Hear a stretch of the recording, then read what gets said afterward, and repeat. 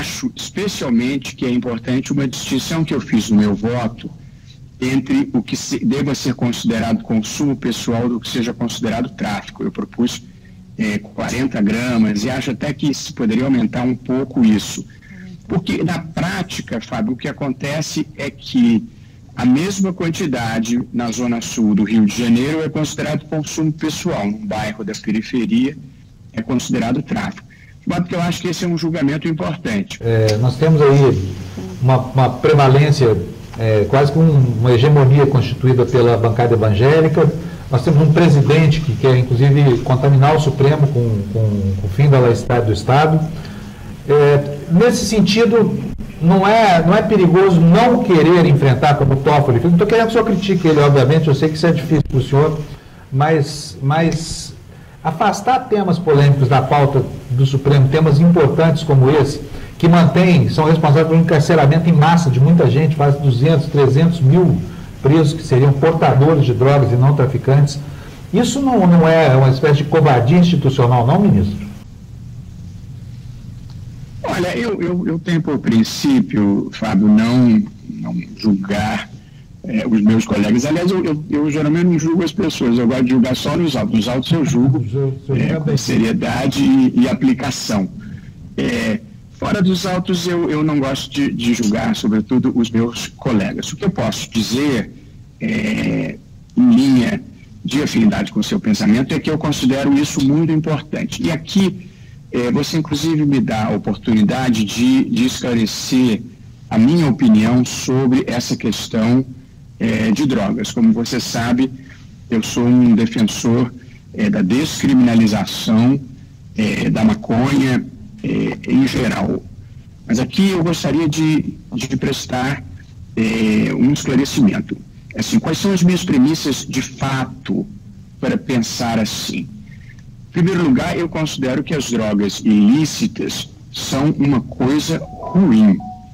Portanto, que fique claro, eu acho que o papel do Estado é o de desincentivar o consumo, de tratar os dependentes e de reprimir o tráfico. Isso eu penso que é fora de qualquer dúvida. A segunda premissa, de fato, que eu tenho como convicção é de que a guerra às drogas foi perdida. Quer dizer, há quase 50 anos ou 50 anos se procura combater as drogas com polícia, militares, muito dinheiro, muitas prisões, e a verdade é que o consumo das drogas não diminuiu. Ele até varia de uma espécie para outra, mas esse é um consumo que não diminuiu.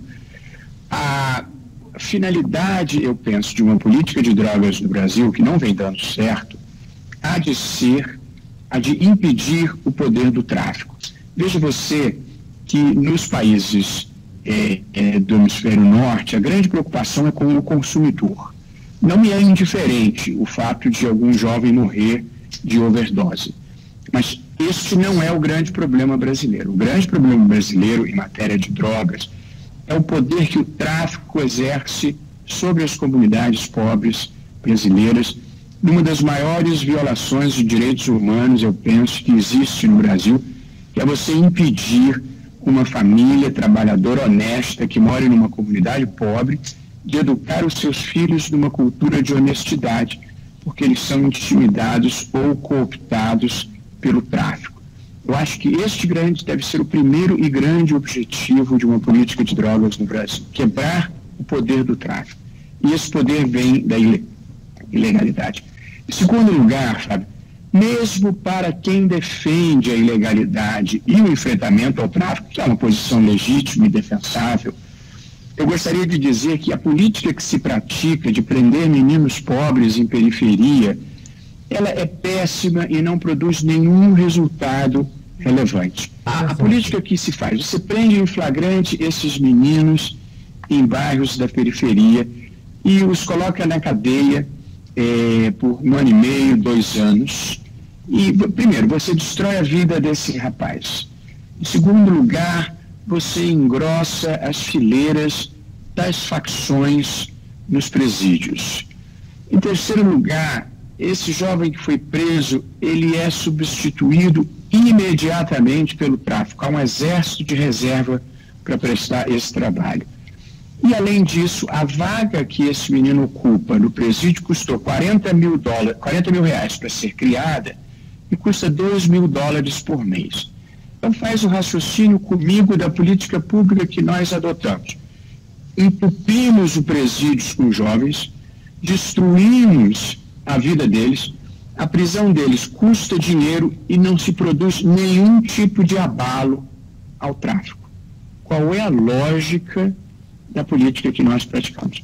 Portanto, mesmo quem defende uma opção de enfrentamento, que, como disse, é legítimo, muitos países adotam essa fórmula, é preciso mudar a estratégia e monitorar o dinheiro e os grandes carregamentos e parar de prender menino pobre em periferia, que não adianta para nada.